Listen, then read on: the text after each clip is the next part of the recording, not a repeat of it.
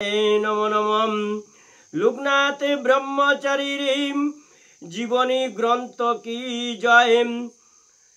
ब्रह्मचर्य व्रतानुष्ठान पर्व आज कतने। बाबा लोकनाथ ब्रह्मचारीर ब्रह्मचर्य व्रतानुष्ठानेर पर्व आज आपनादेर सामने पाठ करिब। आपनारा मनोयोग दिए सेई ब्रह्मचर्य व्रतानुष्ठान शुनबेन।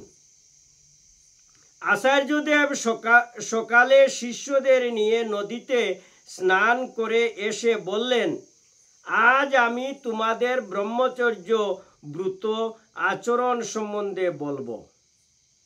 आज थेके शुरू होबे तुम्हादेर कठोर कृत्य व्रत और ब्रह्मचर्य पालन साधनाय मोक्ष लाभेर एकटी विशेष अनुष्ठान आछे। दुमेर द्वारा जेमन अग्नि, मयलार द्वारा दर्पण एवं जरायुर द्वारा गर्भ आवृत थाके, तेमनी काम द्वारा ज्ञान आवृत थाके।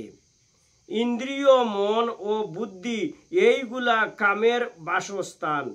इंद्रियादिके बशीभूत करते ब्रह्मचर्य पालन करा कर्तव्य। इंद्रियादिके जय करते होले मने करते होबे इंद्रिय थेके मन श्रेष्ठ और मन थेके बुद्धि श्रेष्ठ एवं बुद्धि थेके अतिशय श्रेष्ठ हलो आत्मा। ब्रह्मचर्य पालन करले योगी सेई आत्मा के दर्शन करते समर्थ हन। और ब्रह्मचर्य पालनेर जन्य तुम्हादेर नैष्ठिक ब्रह्मचारी होते होबे।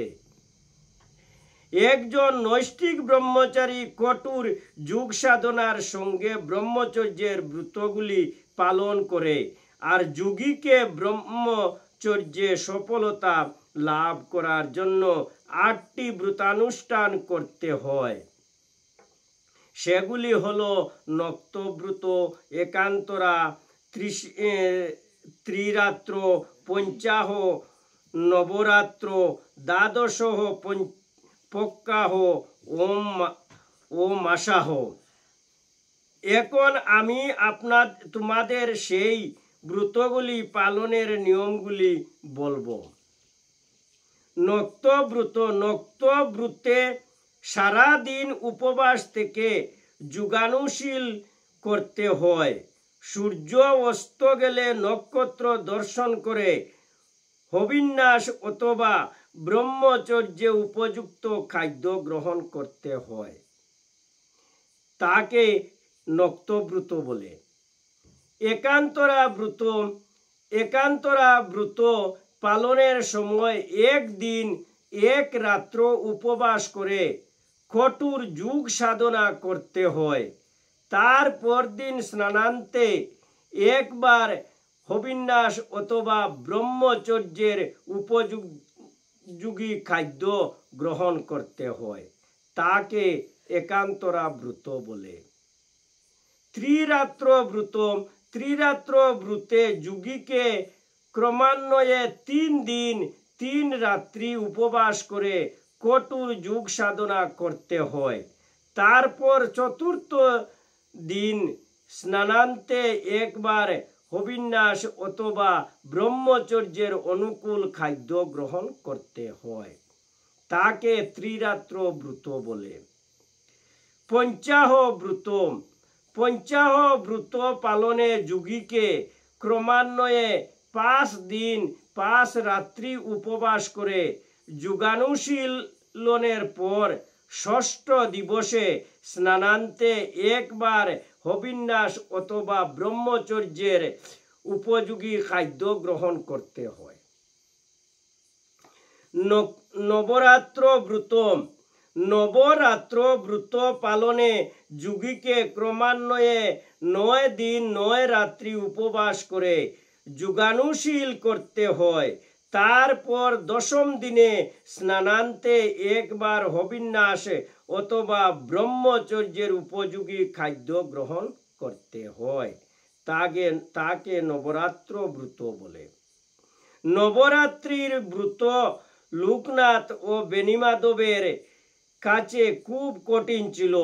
ব্রহ্মচর্য অবস্থায় এত দীর্ঘদিন উপবাস থেকে যোগ সাধনা করা বেশ কঠিন কাজ। লোকনাথ বাবা এই নবরাত্রি ব্রত কি রূপে সমাধা করেছিলেন সেই কথা ব্রহ্মানন্দ ভারতীকে বলেছিলেন। তিনি বলেছিলেন, উপবাসের কালে যাতে আমাদের কোনরূপ অঙ্গ সঞ্চালন করতে হয় না, সেদিকে গুরুদেব সদা সতর্ক থাকতেন। এমনকি মলমূত্র ত্যাগের জন্যও শরীর নড়াচড়া করতে গুরুদেবের নিষেধ ছিল। মলমূত্র ত্যাগ করতে হলে গুরুদেব এসে জল শৌচাদি সমাধা করিয়ে দিতেন এবং আমাদের ধরে তুলে পরিষ্কার স্থানে বসিয়ে দিতেন। তৎপর বিষটা দূরে ফেলে দিয়ে স্থান পরিষ্কার করতেন। এই সব কথা যখন তিনি বলেছিলেন, সেই সময় লোকনাথ বাবার নয়ন হইতে অশ্রু বিগলিত হয়ে তার বক্ষ ভেসে যেত। এমন গুরু না পেলে কি এমন লোকনাথ ব্রহ্মচারী হওয়া সম্ভব হতো? একবার হিতলাল মিশ্র লোকনাথ ও বেণীমাধবকে বলেছিলেন, আমরা জীবনে এমন গুরু পাই নাই।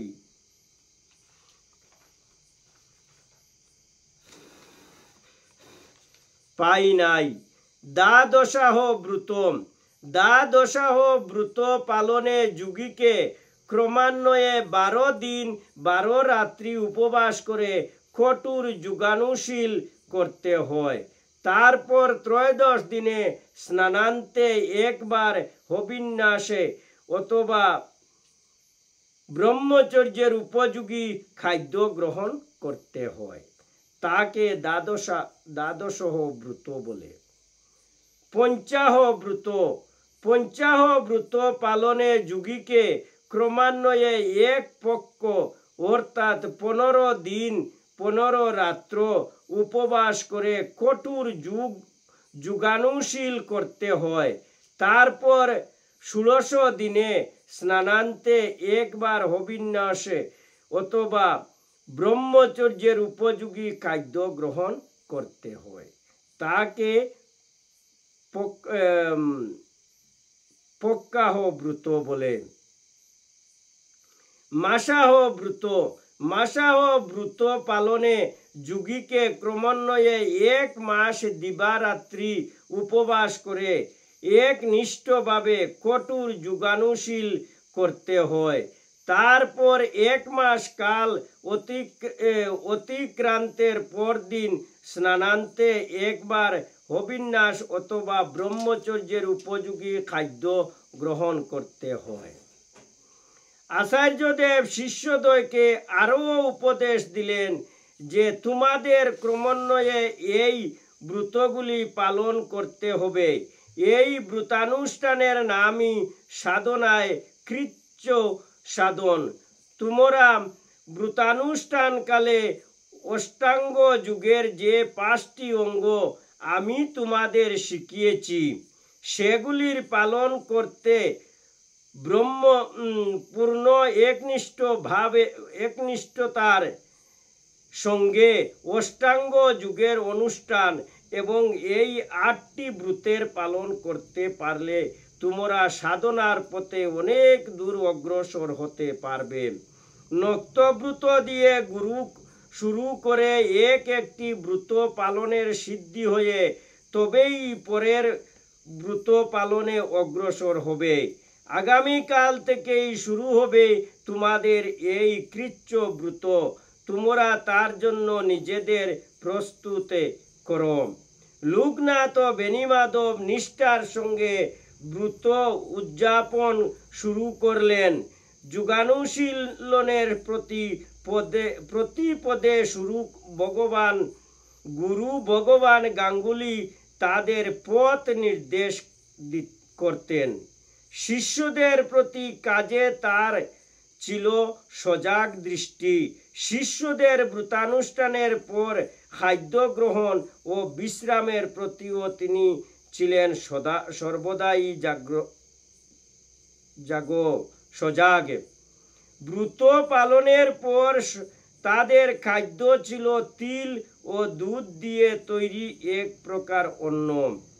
পরবর্তীকালে লোকনাথ বাবা বলেছিলেন যে এই খাদ্য খেতে তার বড়ই কষ্ট হতো। এইভাবে 3 দশকের অধিক কাল ধরে চলল। লোকনাথ ও বেণীমাধবের কঠোর কৃচ্ছ সাধনের মাধ্যমে যোগ সাধনা আর লোকনাথ নক্তব্রত থেকে মাসাহ পর্যন্ত সব পর্যায়ের ব্রত পালনের পর আবার দ্বিতীয়বার মাসাহ করলেন। কিন্তু বেণীমাধব একবারই মাসাহ ব্রত পালন করেছিলেন। কঠোর তপস্যা আর কৃচ্ছ সাধনার মাধ্যমে ব্রহ্মচর্য ব্রতানুষ্ঠানের পর লোকনাথের শরীরে এক আশ্চর্য পরিবর্তন দেখা গেল। যুগ লীন লোকনাথের শরীর স্থির নিস্পন্দ এবং তার চক্ষু দুটি স্থির উজ্জ্বল রক্তবর্ণ। শরীর থেকে বের হচ্ছে এক উজ্জ্বল আভা। আচার্য ভগবান গাঙ্গুলি লোকনাথের এই তপদীপ্ত শরীর দর্শন করে বুঝলেন লোকনাথ তার স্থির লক্ষ্যের প্রতি এগিয়ে চলছে। একদিন লোকনাথ গুরুকে বলিলেন, গুরুদেব, দ্বিতীয়বার মাসাহ ব্রত করার সময় একদিন আমার মানস নেত্রে পূর্বজন্মের এক অদ্ভুত ছবি ভেসে উঠেছিল। আচার্যদেব জানতে চাইলেন কি সেই ছবি। লোকনাথ তখন বলিলেন, আমি যুগে লীন ছিলাম, স্বপ্নের মতো দেখতে পেলাম বর্ধমান জেলার পাশ দিয়ে দামোদর নদ বয়ে চলছে। ওই নদের তীরে বেড়ুগাঁও নামে এক গ্রাম। সেই গ্রামে বন্দ্যোপাধ্যায় পরিবারে আমি সীতানাথ বন্দ্যোপাধ্যায় নামে বিচরণ করছি। পরিবারে আমি সব থেকে ছোট ছেলে, অবিবাহিত। আমি কারো সঙ্গে খুব একটা মেলামেশা বা কারো সঙ্গে বেশি কথা বলি না, কারো সঙ্গে কোথায়ও যাই না। একা একা নির্জনে থাকতে ভালোবাসি। আমি গত জন্মে এই প্রকৃতির একজন মানুষ ছিলাম। আচার্য ভগবান গাঙ্গুলি কাগজ এনে লোকনাথের বর্ণিত বৃত্তান্ত লিখে রাখলেন, আর তিনি বুঝিলেন লোকনাথের অভিনিবেশে অনুষ্ঠানকালে পূর্বজন্মের স্মৃতি তার মানস চক্ষে জাগরিত করতে পেরেছিল। একেই সাধনার ভাষায় বলে জ্যোতিষ্বরণতা লাভ। গুরুদেব বুঝলেন এই স্থানে সাধনার কাজ শেষ হয়েছে, এখন তাদের আবার এগিয়ে যেতে হবে। তাদের গন্তব্যস্থল এখনো অনেক দূর। সাধন পথে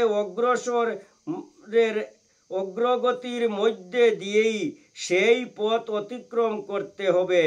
তিনি লোকনাথকে বলিলেন, বাবা লোকনাথ, আমরা আগামীকাল এই স্থান ত্যাগ করব। আবার শুরু হয় পথ চলা এবং পথে পথে যোগ সাধনা। এরপর থেকে তপস্যায় লোকনাথ তার মধ্যে দর্শন করেন তার অতীত, বর্তমান ও ভবিষ্যৎ। চলমান ছবির মতো সেই দৃশ্য তার মানস চক্ষে ফুটে ওঠে। এইভাবে যম নিয়ম অনুষ্ঠানের বিভিন্ন অঙ্গে তিনি সিদ্ধি হতে থাকেন। ওম নমো ভগবতে লোকনাথায় নমঃ। ওম নমো ভগবতে লোকনাথায় নমঃ। হে দয়াময় কৃপা সিন্ধু লোকনাথ ব্রহ্মচারী, আজকের এই অধ্যা পাঠে যদি আমার কোনো ভুল ত্রুটি থাকে অদম জানিয়া ক্ষমা করিবে আমাকে। জয় গুরু লোকনাথ ব্রহ্মচারী কি জয়। হে ভক্তবৃন্দ, হি সনাতন ধর্মী ভারতবর্ষের সবার কাছে আমি বলছি, এই যে লোকনাথ ব্রহ্মচারীর গ্রন্থের যে পাঠ করেছি, এই অধ্যা পাঠে যদি আপনাদের ভালো লাগে তো জয় বাবা লোকনাথ বলে একবার সাবস্ক্রাইব করে এই চ্যানেলে লাইক করে দিবেন, যাতে সব সনাতন ধর্মী মানুষের প্রত্যেকের ঘরে ঘরে সেটা পৌঁছতে পারে এবং হিন্দু ধর্মের সনাতন ধর্মের এই কথাগুলা বাবা লোকনাথের নামে সব শুনতে পারে। জয় গুরু লোকনাথ ব্রহ্মচারী কি জয়। হরে কৃষ্ণ কৃষ্ণ কৃষ্ণ হরে হরে, হরে রাম রাম রাম হরে হরে। बोल हरि बोल हरि बोल हरि बोल।